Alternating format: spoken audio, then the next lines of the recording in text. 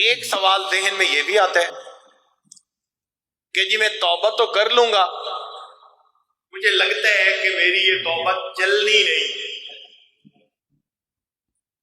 بھائی آپ کے سیل فون میں اگر میسیجز آئے ہوئے ہوں 100 اور آپ ڈیلیٹ والی کی دبا دیں تو سارے کے سارے ختم ہو جائیں گے۔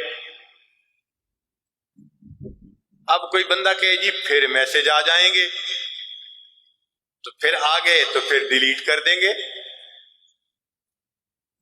یہ کیا بات کہ جی پھر نہ گناہ ہو جائے، توبہ ہی نہیں کر رہے؟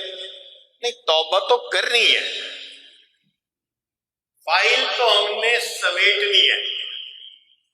آج دفتروں میں جاؤ نا تو جن لوگوں کے خلاف فائلیں کھلی ہوتی ہیں وہ کوششیں کرتی ہیں جی فائل بند ہو جائے۔ قربان جائیں اللہ کی رحمت پر کہ جو خود بتا رہے ہیں کہ میرے بندے تو نے زندگی میں جتنی گناہوں کی فائلیں کھولی، ہم فقط توبہ کی نیت پر کرنے پر تیری تمام فائلوں کو کلوز کر دیں گے۔ کتنا بڑا انعام ہے اللہ تعالیٰ کی طرف سے۔ پھر کئی دفعہ ذہن میں یہ سوال ہوتا ہے گناہ تو جی میرے بہت زیادہ ہیں، کیا اللہ سارے بخش دیں گے؟ ہاں بھائی، اللہ سب گناہ بخش دیں گے۔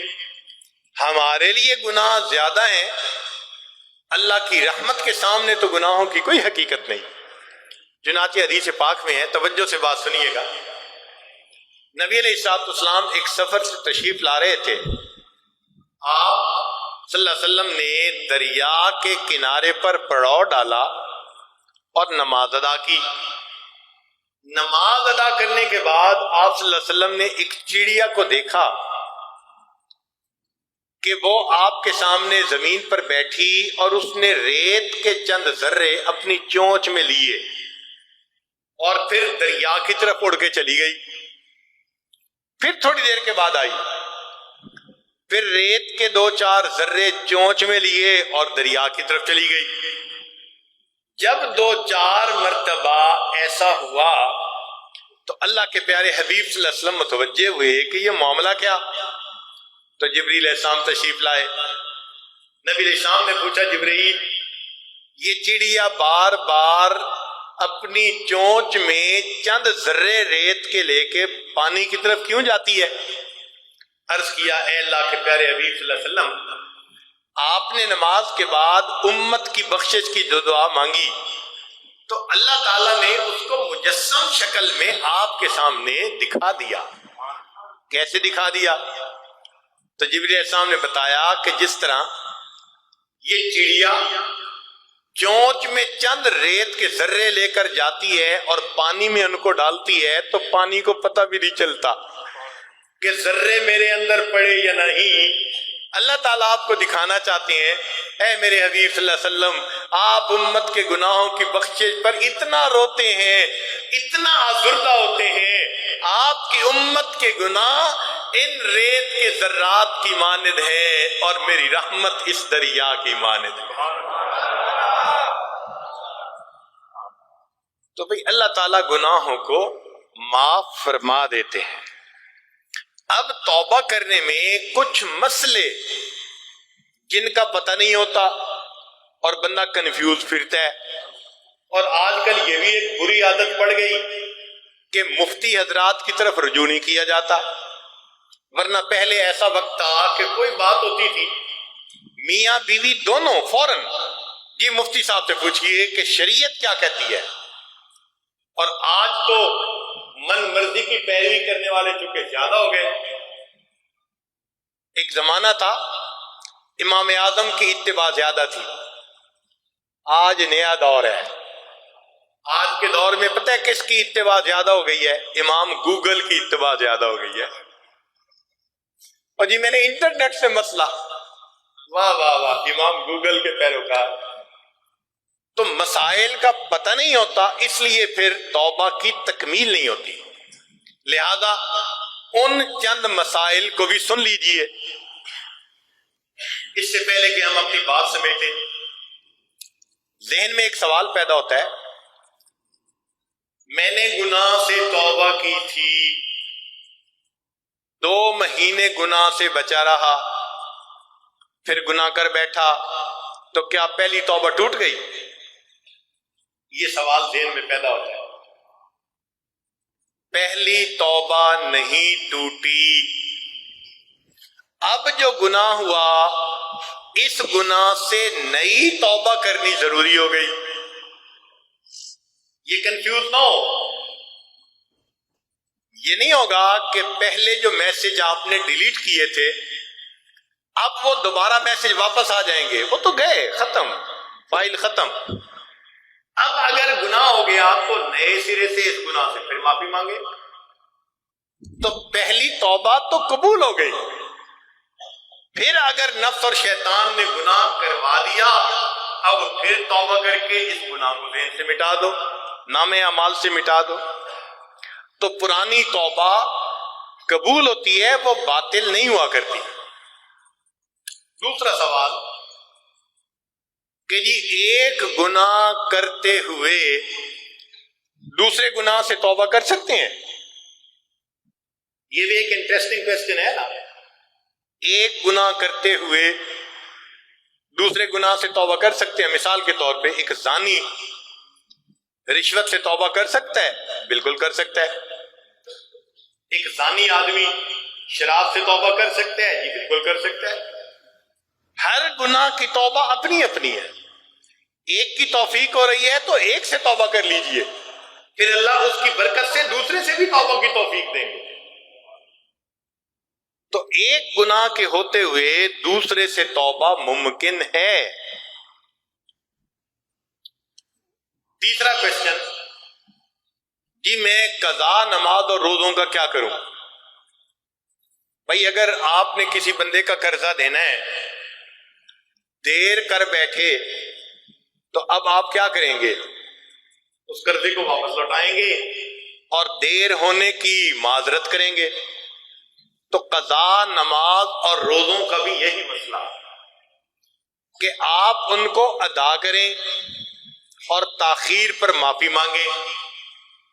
اب کچھ دوست کہتے ہیں میں نے تو جی پچھلے 15 سال غفلت برتی، تو بھائی اگر کسی کا قرضہ آپ نے 1 لاکھ روپیہ دینا ہے اور ایک مرتبہ میں تو 1 لاکھ روپیہ دے نہیں سکتے، تو آپ کہتے ہیں کہ جی آپ مجھ پر مہربانی کریں، میں آپ کو 5-5 ہزار ہر مہینے دیتا رہوں گا۔ قسط بنا دیتے ہیں نا، اور لینے والا قسط قبول کر لیتا ہے کہ ہاں جی اس نے دینے کا ارادہ کر لیا۔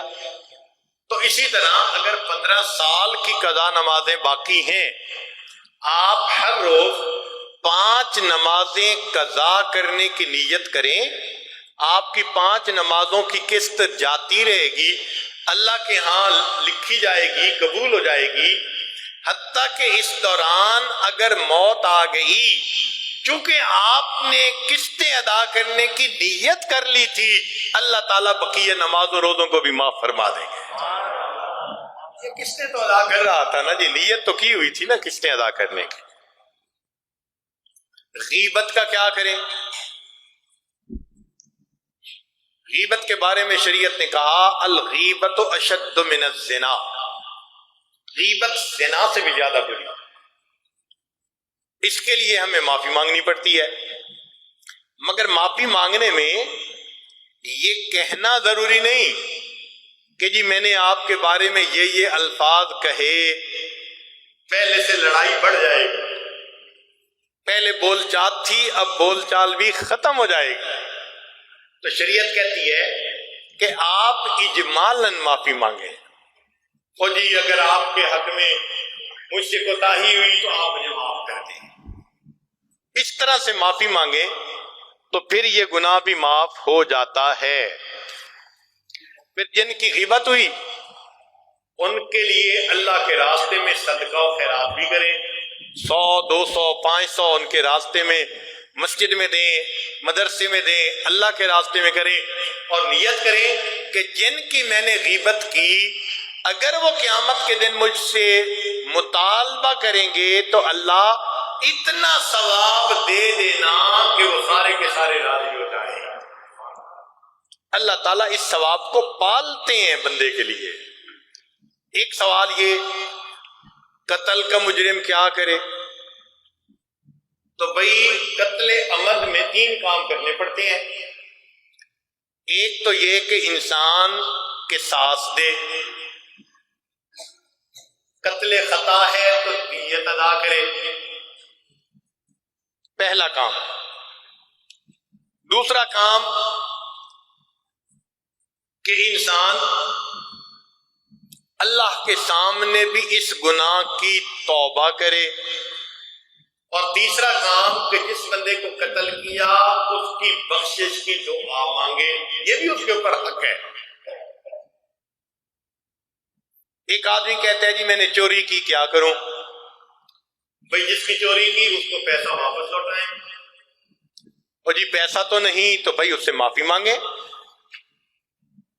ایک آدمی کہتا ہے جی میں نے زنا کیا، بھائی زنا کیا تو زنا اللہ کے حکم کے اندر کمی کرنا ہے، کوتاہی کرنا ہے، اس کی اللہ سے معافی مانگ لیں، اللہ تعالیٰ اس گناہ سے معاف فرما دیں گے۔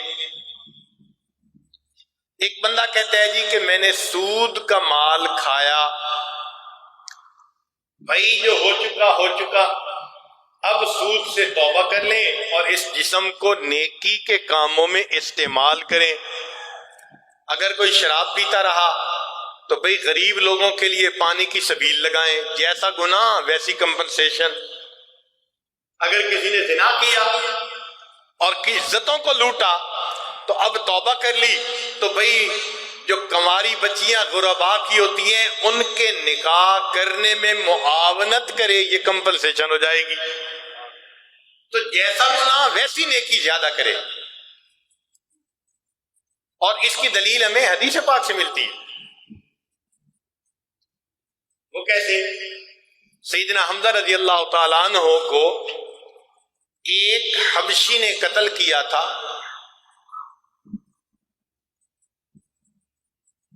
جس کا نام تھا وحشی۔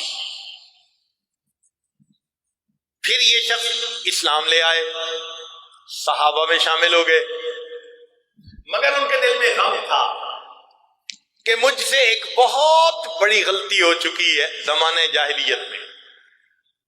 چنانچہ جب مسیلمہ کذاب کے خلاف صحابہ لڑنے کے لیے نکلے تو وہ صحابی کہتے ہیں کہ میں مسیلمہ کذاب کے تلاش میں تھا، اور میری نیت یہ تھی کہ اگر اسلام کا اتنا بڑا شیر میں نے قتل کیا تھا، اللہ اب اتنے بڑے اس بدبخت کو بھی مجھے قتل کرنے کا موقع دے، میری یہ نیکی میرے اس گناہ کے معاف ہونے کا سبب بن جائے۔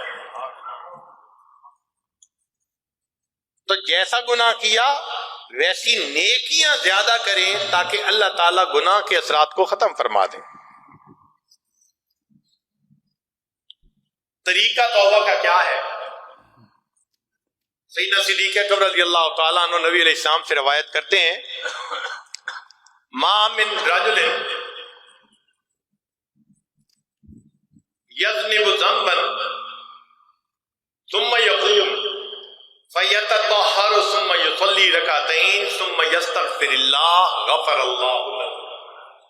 جو بندہ گناہ کرے اس کو چاہیے کہ وہ وضو کرے، 2 رکعت نماز توبہ کی نیت سے ادا کرے، پھر اللہ کے سامنے استغفار کرے، اللہ اس بندے کی توبہ کو قبول فرما لیں گے۔ اور توبہ میں جو خاص بات ہے نا وہ ہے اللہ کے سامنے عاجزی کرنا، اپنے آپ کو پامال کرنا، سجدہ کرنا، رگڑنا، ناک رگڑنا، اللہ کے در پر اپنے آپ کو مٹا دینا، یہ اصل چیز ہے، اور اللہ سے اس کی عظمتوں کا واسطہ دے کر مانگنا۔ اگر انسان اس طرح سے توبہ کرے تو پھر اس کی توبہ یقیناً قبول ہوتی ہے۔